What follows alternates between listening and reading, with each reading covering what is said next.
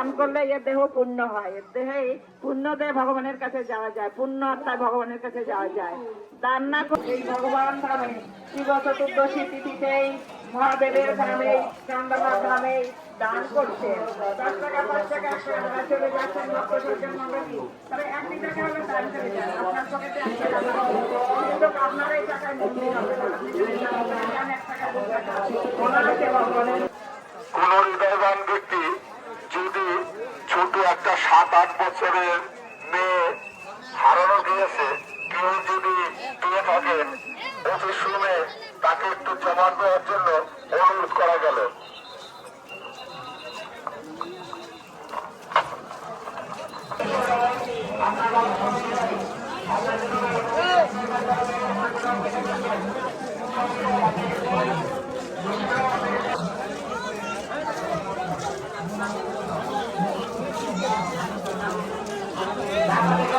আপনাদের